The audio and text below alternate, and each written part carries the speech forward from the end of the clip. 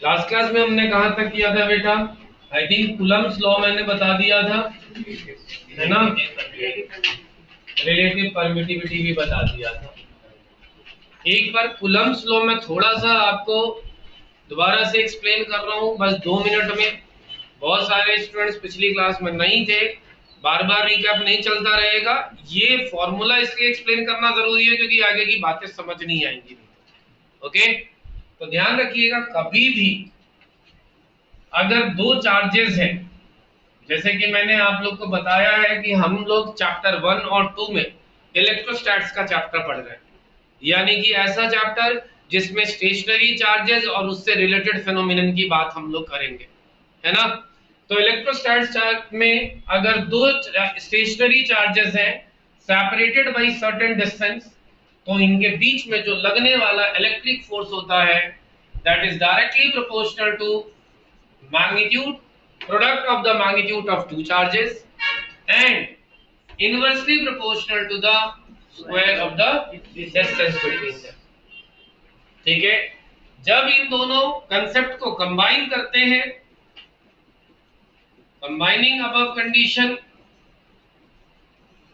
हमारे पास फॉर्मूला आ जाता है force is directly proportional to Q1 Q2 upon R square. ये 11th क्लास में किसी फॉर्मूले से मिलता जुलता सा लग रहा है क्या? ग्रेविटेशन में हमने करा था, फोर्स का formula Gm1m2 upon R square. मैं बताऊंगा किस तरह से ये ग्रेविटेशन से कोरिलेटेड है। अभी 1-2 पेज के बाद आपको टॉपिक मिलेगा कि ग्रेविटेशन से क्या सिमिलैरिटी है और क्या डिसिमिलैरिटी है। ओके, तो जरा ध्यान देना, force is directly proportional to Q1 Q2 upon R square, और प्रोपोर्शनलिटी का साइन जब हटाते हैं हम लोग, ठीक है, तो यहां कांस्टेंट लगता है। इस कांस्टेंट की वैल्यू फिक्स होती है बेटा, इस कांस्टेंट की वैल्यू फिक्स होती है, that is equal to 1 upon 4 pi epsilon which is equal to 9 into 10⁹ newton metre square पर कूलम स्क्वायर। ठीक है, तो ये कांस्टेंट होता है। तो कभी भी दो चार्जेस के बीच में लगने वाले अगर फोर्स की बात करी जाए बेटा जी, तो फोर्स कितना होता है ये, और ये दोनों चार्जेस कहां रखे होने चाहिए? इन एयर और वैक्यूम, यानी किसी मीडियम में नहीं रखे होने चाहिए कि पानी में रखे हुए हैं या किसी सॉलिड के अंदर रखे हुए हैं या किसी भी फ्लूइड के अंदर। कहां होना चाहिए? एयर में या वैक्यूम। तो जब भी एयर या वैक्यूम में दो चार्जेस प्लेस्ड हो, तो उन दोनों के बीच में जो फॉर्मूला लगता है फोर्स का, वो ये होता है। ध्यान रख पाओगे? अगर वही यहां पे एयर ना होके कोई और मीडियम होता, तो मीडियम टू मीडियम इस के की वैल्यू डिफर करती है, और अदर मीडियम में अगर किसी मीडियम की बात करी जाए अदर देन एयर, तो फिर इन दोनों के बीच में लगने वाला फोर्स होगा Q1 Q2 upon R square तो होगा, साथ में K की वैल्यू क्या होगी? 1 upon 4 pi epsilon, 1 upon 4 pi epsilon, only epsilon, यहाँ पे अब नॉट नहीं लगेगा। क्लियर है बात? कोई दिक्कत? ठीक है, चलो जी। तो जो लोग नहीं थे और इसकी वैल्यू फिक्स नहीं होती, इसकी वैल्यू क्या फिक्स नहीं होती, ये हर मीडियम के लिए इसकी वैल्यू क्या रहेगी? अलग। ध्यान रख पाओगे? चलो, जो लोग लास्ट क्लास में नहीं थे अपने नोट्स में फटाफट फिल करो ये, उसके बाद मैं आगे कराता हूं। ध्यान देना, फोर्स आप लोग समझ गए बेटा कि जब भी एयर में है कोई भी चार्ज, पेयर ऑफ चार्ज, तब आपके पास फॉर्मूला क्या होता है? एयर में होने पे फॉर्मूला क्या होता है? K Q1 Q2 upon R square, जहां पे K की वैल्यू हमें क्या लेनी होती है? 1 upon 4 pi epsilon naught Q1 Q2 upon R square. ये जब भी दो चार्जेस एयर में है और कभी यही दो चार्जेस किसी मीडियम में है, तो वहां K की value 1 upon 4 pi epsilon not नहीं होती, 4 पाई एप्सिलॉन होती है। ये बात कई बार एक्सप्लेन कर दिया मैंने, आज भी और प्रीवियस क्लास में भी। एयर में इसकी वैल्यू फिक्स होती है क्या? 9 इंटू 10⁻⁹ न्यूटन मीटर स्क्वायर पर कूलम स्क्वायर। भैया मीडियम में हमें नहीं पता, मीडियम टू मीडियम इसकी बातें वैल्यू डिफर करें। क्लियर है? अच्छा, इसके बेसिस पे अगर 1 कूलम को डिफाइन करना आ जाए एग्जाम में कि भाई इस फॉर्मूले के बेसिस पे आप 1 कूलम को डिफाइन करो, तो कैसे डिफाइन करोगे? बहुत ध्यान से देखना। फोर्स का फॉर्मूला होता है K/Q1/Q2/r², ठीक है, और इस K की वैल्यू होती है 1/4πε0 Q1/Q2/r²। Q1 Q2 दो चार्जेस हैं प्लेस इन एयर। तो कैसे 1 कूलम डिफाइन होता है? बहुत ध्यान से सुनना। दो इक्वल चार्जेस, जरा ध्यान से, मैं हिंदी में बोल रहा हूं, यही बात अंग्रेजी में यहां लिखी हुई है। अगर दो इक्वल चार्जेस 1 मीटर की दूरी पर रखे जाएं, और इसकी वैल्यू तो फिक्स होती है, और उस स्थिति में ये दोनों चार्जेस के बीच में जो फोर्स लगे वो 9 इंटू 10⁹ तो ऐसे सिचुएशन में ये दोनों इससे कट जाएंगे, ये इससे कट जाएगा, और क्या आ जाएगा बेटा? 1 = Q² आ जाएगा, और स्क्वायर अंडर रूट करेंगे तो क्या हो जाएगा? ±1। यानी उस स्थिति में चार्ज कितना होगा? 1 कूलम। बहुत ध्यान से सुनिएगा मेरी बात को, मैं रिपीट कर रहा हूं। इफ टू इक्वल चार्जेस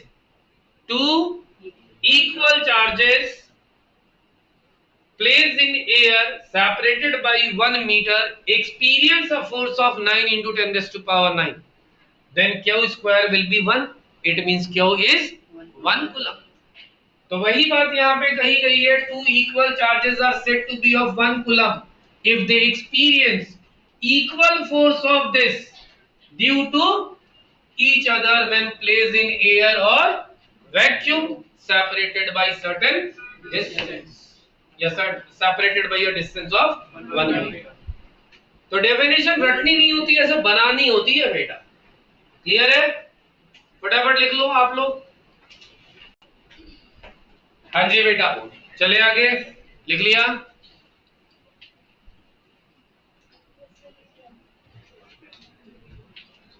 देखो बेटा जी, आपने देखा होगा जो कांस्टेंट मैं बार बार लिख रहा हूं उसमें 1/4πε और कभी ε0 आ रहा है।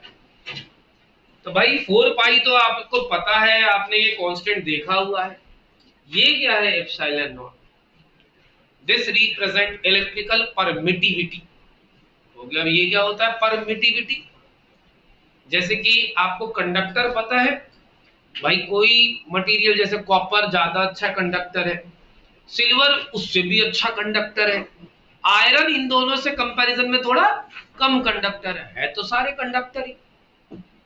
तो इसी तरह ना अलग अलग मीडियम में ना, अगर एक यहाँ पे पॉजिटिव चार्ज रख दिया, ठीक है, और यहाँ एयर है और इधर कोई नेगेटिव चार्ज, तो ये पॉजिटिव उस नेगेटिव को क्या करेगा? अट्रैक्ट करेगा, है ना। लेकिन किसी और मीडियम में रखो तो हो सकता है वो फोर्स कम या ज्यादा हो जाए। मेरी बात समझ रहे हो मैं क्या कहना चाह रहा हूं? जैसे मान लो ये बड़ा चार्ज है पॉजिटिव, और ये एक नेगेटिव चार्ज, ये 2 न्यूटन के फोर्स से इसको अट्रैक्ट कर रहा है एयर में। मैंने किसी और मीडियम में रखा, वहां फोर्स कम हो गया। यही चार्ज, यही दूसरा चार्ज, और उनके बीच का डिस्टेंस वही, मीडियम बदलने से इन दोनों के बीच का फोर्स क्या हो गया? कम हो गया। तो कहोगे ऐसा क्यों हुआ? तो एक्चुअली जो मीडियम होता है उसके नेचर पे डिपेंड करता है कि दो चार्जेस के बीच में फोर्स कब कम लगेगा और कब ज्यादा लगेगा। हाँ या ना? बोलो। अच्छा जी, तो यहां पर मैं आपको बताऊं अलग अलग मीडियम की यही परमिटिविटी को कौन डिफाइन करता है? Epsilon not. Epsilon not air में कितनी परमिटिविटी होती है वो बताता है, और किसी मीडियम में परमिटिविटी केवल एप्सिलॉन बताता है।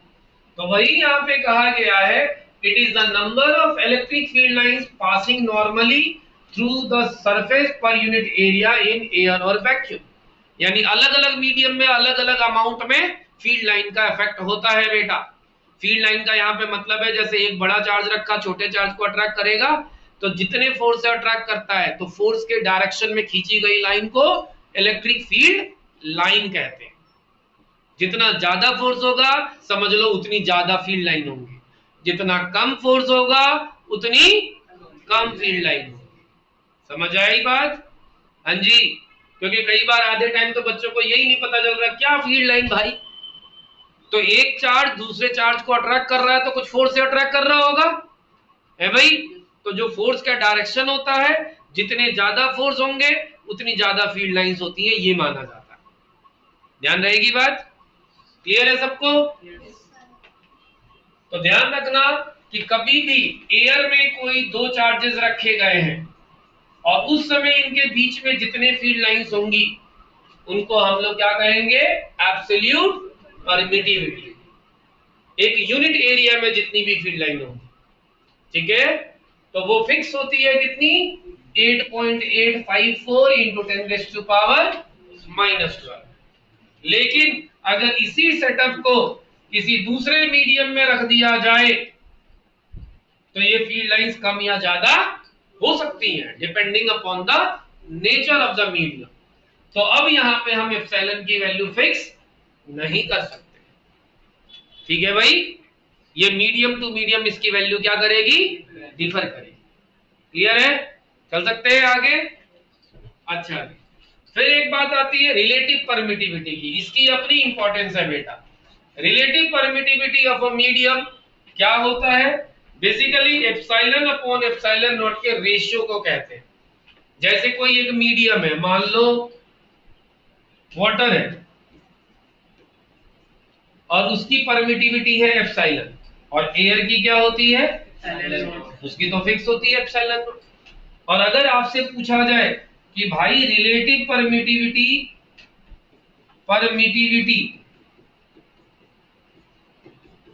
ऑफ वाटर क्या होगी, तो आप एप्सिलॉन ऑफ वाटर अपॉन में एप्सिलॉन ऑफ एयर यानी एप्सिलॉन नॉट, यानी इसको हम लोग क्या लिखेंगे? Epsilon upon epsilon not. तो ये किसकी रिलेटिव परमिटिविटी आएगी? वाटर की। क्योंकि क्या मतलब है रिलेटिव परमिटिविटी का? जैसे रिलेटिव डेंसिटी याद है आप लोगों को? क्या होता था? किसी भी मटेरियल की density with respect to density of water, है ना। तो एक्चुअली ना एक कंपैरिजन किया जाता है कि एयर की परमिटिविटी के कंपैरिजन में इसकी परमिटिविटी कितनी है। इसी रेशियो को क्या कहते हैं? Relative permittivity. तो कहोगे कुछ उसका फिजिकल सिग्निफिकेंस भी है, कोई महत्व भी है, कहीं एग्जांपल में एप्लीकेशन में भी आएगा? एकदम आएगा। पहले आप ये बताओ, इसके रेशियो को रिलेटिव परमिटिविटी कहते हैं, समझ आ गया? इसकी वैल्यू भी मीडियम टू मीडियम डिफर करेगी। वाटर की रिलेटिव परमिटिविटी ये होती है, ठीक है, एप्सिलॉन अपॉन एप्सिलॉन नॉट, जिसमें ऊपर एप्सिलॉन किसका होगा? वाटर का। अगर कि कोई दूसरा मीडियम में ले लूंगा तो ऊपर एप्सिलॉन किसका होगा? उस मीडियम का। समझ आई बात? अब आप कहोगे इसकी क्या इंपॉर्टेंस है? लिखा तो सब कुछ है, इसमें कुछ लिखना नहीं है। इसका इंपॉर्टेंस मैं यहां पे बताता हूं, जरा ध्यान दीजिएगा। एक्चुअली मैंने अभी थोड़ी देर पहले बताया रिलेटिव परमिटिविटी क्या होता है बेटा? एप्सिलॉन अपॉन एप्सिलॉन नॉट, है ना। ये होता है रिलेटिव परमिटिविटी। ये रिलेटिव परमिटिविटी हम कैसे निकाल सकते हैं, अब इस पे हम जा रहे हैं, बहुत ध्यान से देखिएगा। ये डेफिनेशन में ये कहा गया है कि अगर कोई दो चार्जेस हैं Q1 and Q2 separated by certain distance, ठीक है, तो इसकी जो रिलेटिव परमिटिविटी होती है वो निकालने के लिए अगर मैं पहले F0 निकालूं, F0 का मतलब होगा जब दोनों चार्ज को हमने कहाँ रखा है? एयर में। कहाँ रखा है? एयर में। तो फॉर्मूला क्या होगा बेटा? 1/4πε0 Q1 Q2 अपॉन, और जब हमने इसको किसी मीडियम में रखा है तब इसका क्या होगा? 1/4 pi epsilon Q1 Q2 upon. अब जरा इसका रेशियो निकाल के देखते हैं, F0 अपॉन F, यानी एयर में जो फोर्स है वो अपॉन में मीडियम का फोर्स। तो जरा देखना क्या आता है, 1/4 पाई epsilon naught Q1 Q2 upon R और 1/4 pi epsilon Q1 Q2 upon R। जरा गौर से देखना अब क्या रिजल्ट आता है। ये तो इससे कट गया, ये इससे कट गया, 4 पाई से कट गया, तो फाइनली क्या रिजल्ट आ गया। ऊपर देखो क्या है, 1 अपॉन और नीचे 1 अपॉन। अब अगर इसको हम लोग उल्टा करके मल्टीप्लाई कर दे तो ये क्या हो जाएगा, एप्सिलॉन अपॉन। तो जरा ध्यान देना, F0 अपॉन F क्या आ गया, एप्सिलॉन अपॉन एप्सिलॉन नॉट, जो किसके बराबर होता है, रिलेटिव परमिटिविटी के बराबर होता है। तो कहोगे इसका क्या फायदा हुआ सर इतना करने का, फायदा अभी बताता हूँ। पहले आप ये बताओ, ये वेरीफाई हो गया, और इसी को हम लोग डाइलेक्ट्रिक कांस्टेंट भी कहते हैं। क्या कहते हैं, डाइलेक्ट्रिक कांस्टेंट। डाइलेक्ट्रिक कांस्टेंट, इसका फिजिकल सिग्निफिकेंस क्या हुआ जरा ये समझो। डेफिनेशन तो मैंने एक्सप्लेन कर दिया। ये जो डेफिनेशन है वो यही कहती है कि अगर दो चार्जेस हैं उनको आप एक सर्टेन डिस्टेंस से एयर में रखते हो और उसी दो चार्ज को अगर किसी मीडियम में रखते हो तो एयर में जितना फोर्स एक्सपीरियंस करता है और अपॉन में मीडियम में जो फोर्स एक्सपीरियंस करता है उसका जो रेशियो होता है वो किसके बराबर होता है, रिलेटिव परमिटिविटी के बराबर। देखो जरा डेफिनेशन यही है, the relative permittivity of a medium may be defined as the ratio of force experienced by a system of charge placed in vacuum to the force experienced by the same system of charge when placed in that medium। यानी जब vacuum में है upon में medium, यही बात है। अब आप कहोगे इसका फिजिकल सिग्निफिकेंस भी समझा दो सर। ये देखो, आपने देखा F0 अपॉन में F क्या है, रिलेटिव परमिटिविटी या डाइलेक्ट्रिक कांस्टेंट है। बोल रहा ना, ये इधर F0 अपॉन F और इधर ये K बराबर है। तो इसका क्या मतलब हुआ, इस K को अपॉन में ले आओ, F0 अपॉन में K is equal to F आ गया। बोलो, कहोगे क्या फायदा हुआ, F0 कांस्टेंट होता है, यानी एयर में जो फोर्स लग रहा है वो फिक्स है क्योंकि एप्सिलॉन नॉट फिक्स है, यानी कि 1/k is proportional to F। इसका ये मतलब हुआ जिसमें k की वैल्यू ज्यादा होगी उसमें फोर्स कम लगेगा। यानी कि अगर एक मीडियम हम ले रहे हैं जिसकी डाइलेक्ट्रिक कांस्टेंट की वैल्यू कम है तो उसमें फोर्स क्या लगेगा, ज्यादा, और जिसके डाइलेक्ट्रिक कांस्टेंट की वैल्यू ज्यादा है उसमें फोर्स क्या लगेगा, कम। समझ आई बात, ये कैसे एक्सप्लेन हुआ ये क्लियर है भाई। F0 क्या होता है, वो कांस्टेंट होता है क्योंकि एयर में जो फोर्स लगेगा वो क्या रहेगा, फिक्स रहेगा ना भाई। समझ आई बात, फटाफट इसको लिख लीजिए इस वाली जगह पे।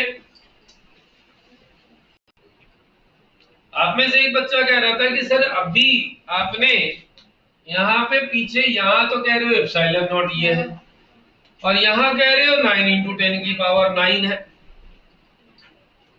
यहाँ कह रहे हो 9 × 10 की पावर 9 है। तो क्या फर्क था दोनों में, 1/4 पाई एप्सिलॉन की वैल्यू ये है बट खाली एप्सिलॉन नॉट की वैल्यू 8.854 × 10⁻⁻12 पर न्यूटन पर metre square coulomb square, unit भी उल्टा। ठीक है, ध्यान रखना है, ओके, भूलना नहीं है। छोटी छोटी बातें हैं लेकिन बहुत काम की बात है। ये बात समझ आ गई। आप अपने नोट्स में देखोगे आगे यही डेफिनेशन जैसे मैंने यहाँ पे लिखा हुआ है, रिलेटिव परमिटिविटी डाइलेक्ट्रिक कांस्टेंट बताया in the terms of electric force.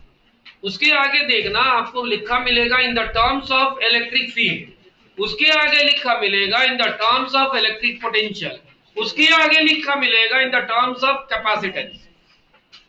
Actually क्या है, अभी हमने फोर्स का टॉपिक पढ़ा तो मैंने फोर्स के टर्म्स में तो समझा दिया कि क्या होता है। अभी लगभग हफ्ते भर बाद हम इलेक्ट्रिक फील्ड पढ़ेंगे, उस समय मैं बताऊंगा कि इलेक्ट्रिक फील्ड के टर्म्स में ये कैसे है सही। फिर उसके हफ्ते भर बाद हम लोग पोटेंशियल पढ़ेंगे, तब ये बताऊंगा। और उसके हफ्ते भर बाद कैपेसिटेंस। यहाँ पे लिख भी रखा है will be explained in chapter 2, आपके नोट्स में भी लिखा होगा। इलेक्ट्रिक फील्ड वाला पोर्शन इसी चैप्टर में बताया जाएगा, पोटेंशियल और कैपेसिटेंस वाला नेक्स्ट चैप्टर। मैंने पहले ही कहा था चैप्टर 1 2 कोरिलेटेड है, पूरा एक ही टॉपिक है इलेक्ट्रोस्टैटिक्स। ठीक है बेटा, तो दैट्स व्हाई बाकी जो ये 3 टॉपिक है हम उनको फिलहाल के लिए स्किप करते हुए आगे बढ़ेंगे। ठीक है, ये मत सोचना वो टॉपिक छुड़वा दिया सर ने, आगे के टॉपिक से कोरिलेट होंगे। क्लियर?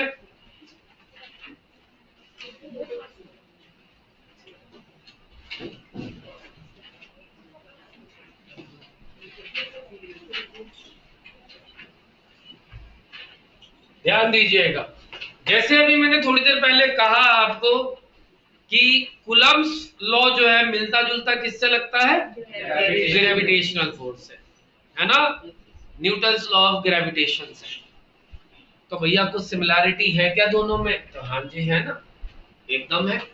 कुछ सिमिलैरिटी भी है और कुछ डिसिमिलैरिटी भी है। ओके, तो देखो क्या क्या सिमिलैरिटी है। पहले सिमिलैरिटी को फोकस करते हैं। दोनों के दोनों सेंट्रल फोर्स है। सेंट्रल फोर्स का मतलब याद है किसी को? क्या फोर्स जो है दोनों बॉडी के सेंटर के अलोंग काम करता है, यानी ये एक बॉडी है, ये दूसरी बॉडी है। जब भी आप फोर्स की बात करते थे हो तो इसके सेंटर से इसके सेंटर की तरफ फोर्स लगता है ना। अगर आपको ग्रेविटेशन का कंसेप्ट याद है, G(m1m2) अपॉन r², फोर्स इसके सेंटर से सेंटर के बीच का डिस्टेंस लिया जाता है तब जब फोर्स निकालते थे। यहाँ भी होता है, दोनों के दोनों क्या है? Central force. कोई दिक्कत? साथ में दोनों इनवर्स स्क्वायर लॉ ओबे करते हैं। इनवर्स स्क्वायर लॉ का मतलब समझते हो क्या?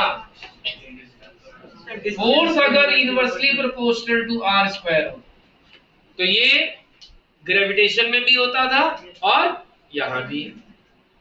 ठीक है, फिर एक बात, दोनों के दोनों कंजर्वेटिव फोर्स है। भाई किसी को याद है कंजर्वेटिव फोर्स का मतलब क्या होता है?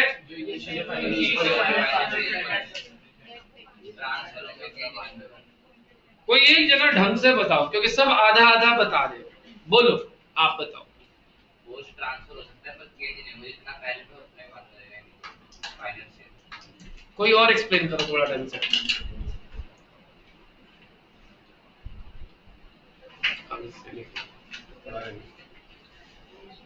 हाँ जी, कंजर्वेटिव को इनिशियल और फाइनल पॉइंट पे डिपेंड करता है। ऐसा ही कुछ था लेकिन ये कंप्लीट नहीं है। इन्होंने भी यही बोला था, इसमें नेचर ऑफ बात पे डिपेंड करता है। एक्चुअली मैं आपको बताता हूँ, जो हम डेफिनेशन ना, डेफिनेशन का हम एक लाइन पकड़ लेते हैं, पूरी बात नहीं पढ़ते। जरा इसकी प्रॉपर डेफिनेशन आप लोग लिखो, मैं बोल रहा हूँ। सबसे पीछे ना हर चैप्टर के लास्ट पेज पे ना मैं नोट्स के लिए 1-2 पेज छोड़ता हूँ। कुछ एक्स्ट्रा बातें हैं ना तो वहां लिख लो, 11th की बात, कोई भी एक्स्ट्रा बात।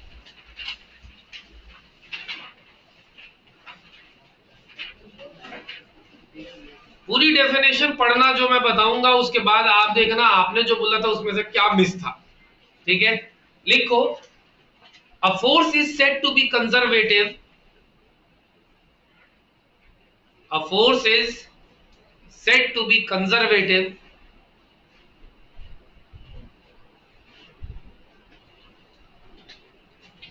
if work done against, bracket में लिखना, और by ऐसे, और by the force depends only upon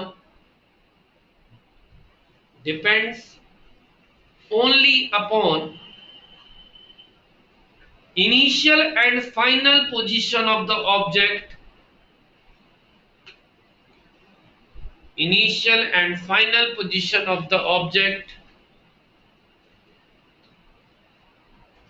but not upon the nature of the path followed.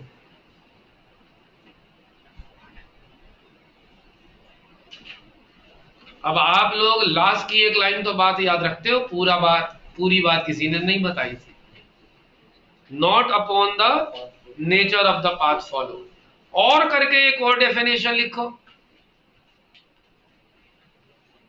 A force is said to be conservative, a force is said to be conservative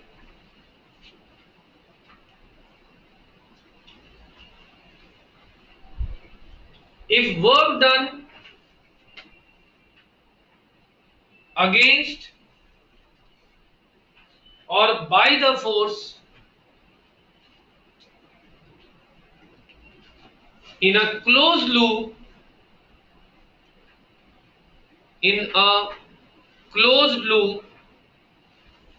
is zero।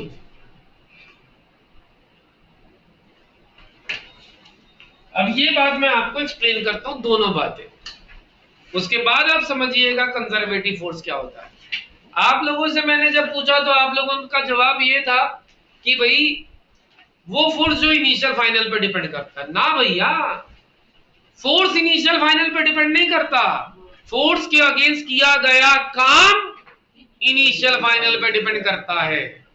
ये मत कहना sir आधा तो सही बताया था, complete गलत है, क्योंकि फोर्स इनिशियल फाइनल पे नहीं डिपेंड करता, वर्क डन इनिशियल और फाइनल पे डिपेंड करता है। लेट्स सपोज कि ये एक ऑब्जेक्ट है, ये ग्राउंड है मान के चलो, कैमरे में आएगा नहीं ग्राउंड, तो अगर नीचे रख दिया तो मैंने, मान लो ये मेरा हाथ ही ग्राउंड है, और यहां से ऑब्जेक्ट को मैं इतना ऊपर लेके जाता हूं h की हाइट तक, तो इसके अंदर कितनी एनर्जी आई होगी, mgh।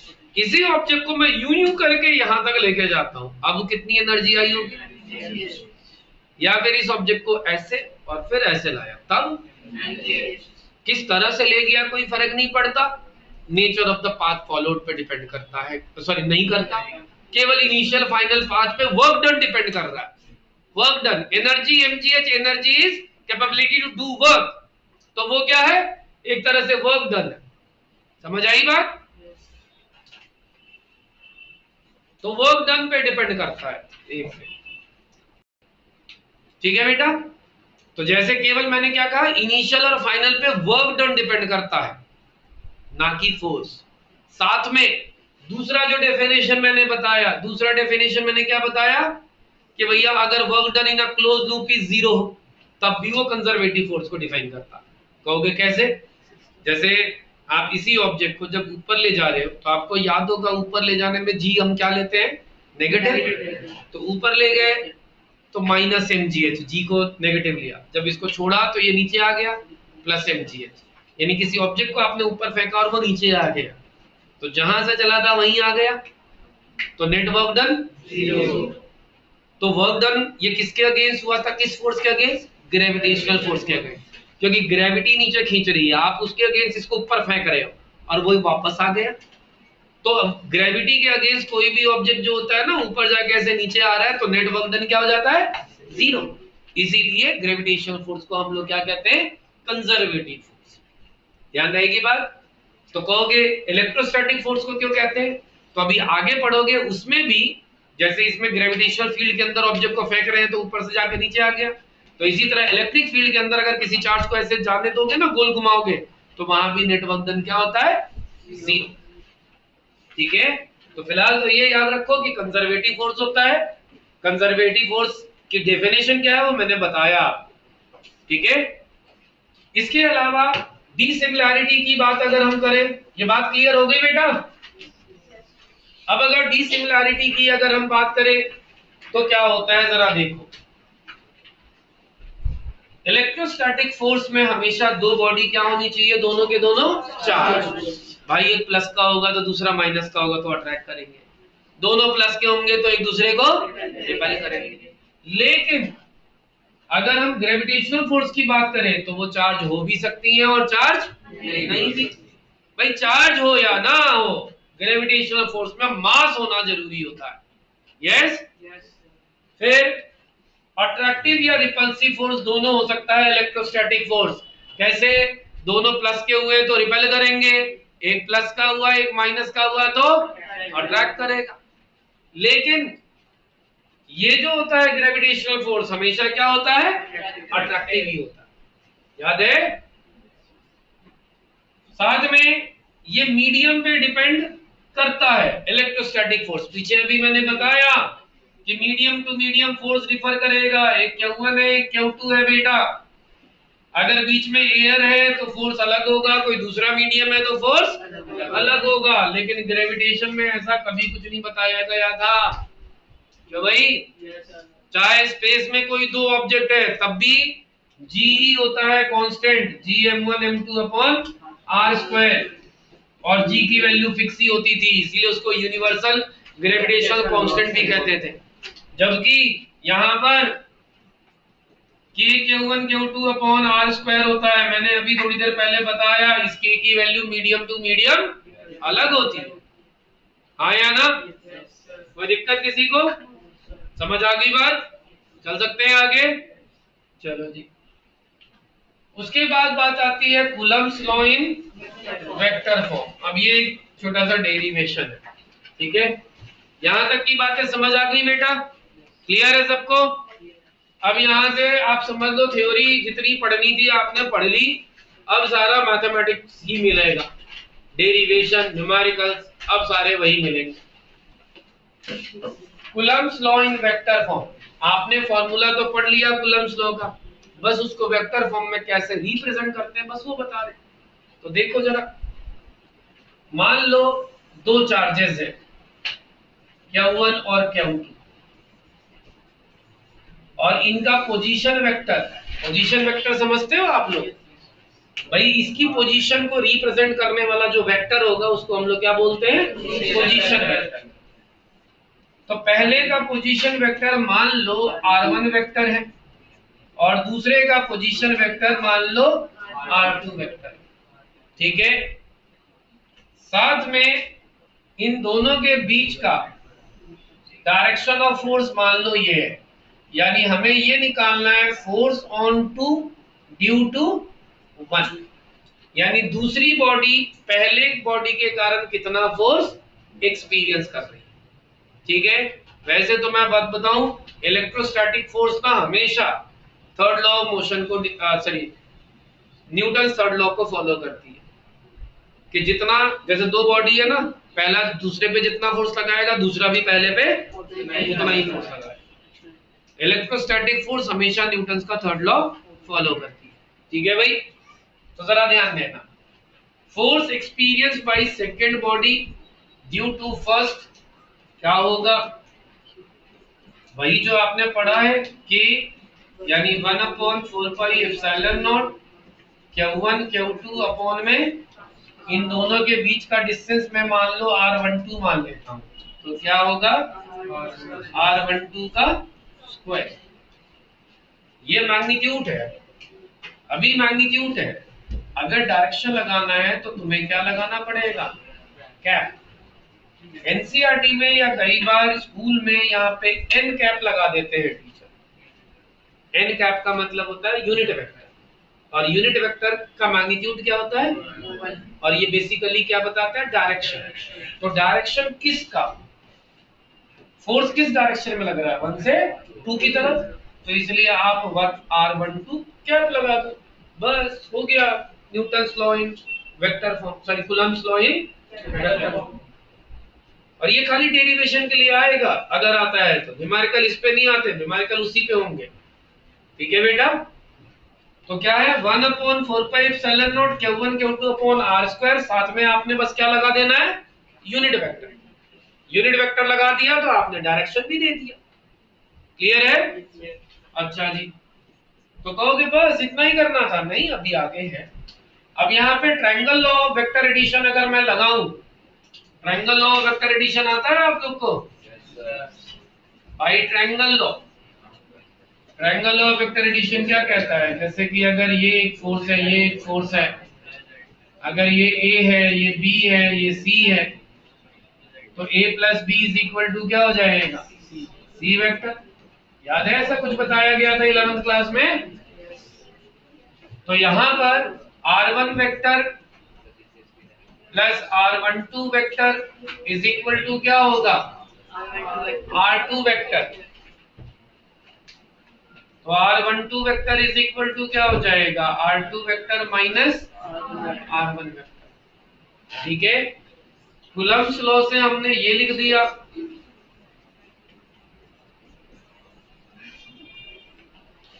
और यहां पर आप क्या करोगे? Force on two due to 1 is equal to 1 upon 4 pi epsilon naught Q1 Q2 upon R12 के मैग्नीट्यूड का स्क्वायर।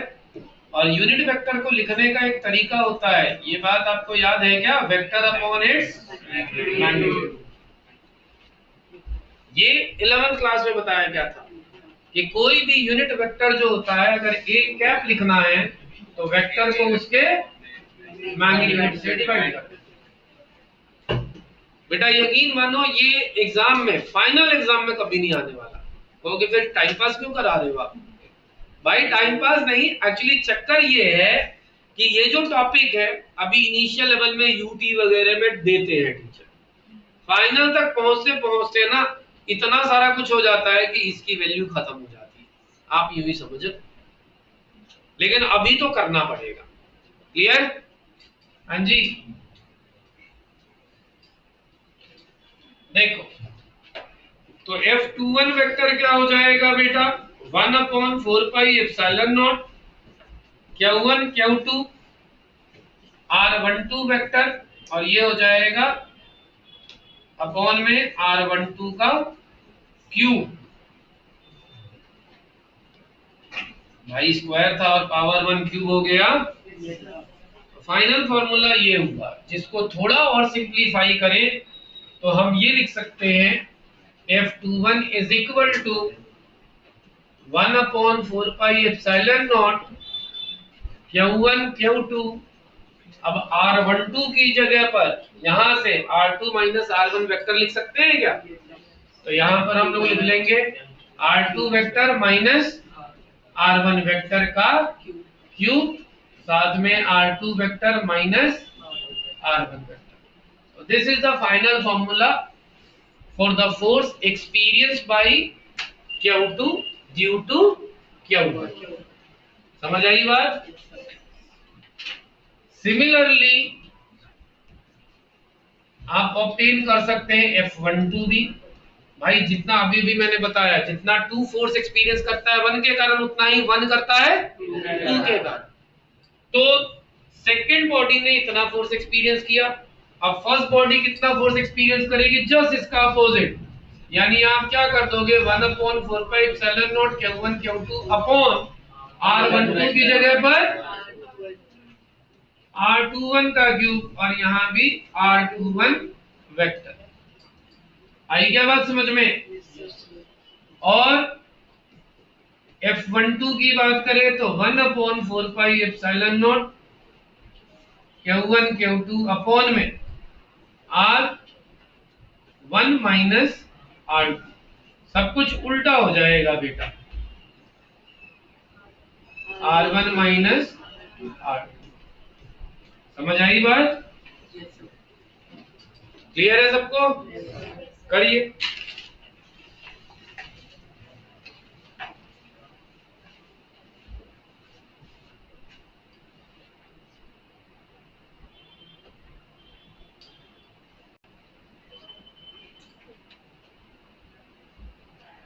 लिख लीजिए बेटा, आज तो आप बस इतना ही हो पाएगा, बाकी नेक्स्ट क्लास में करेंगे।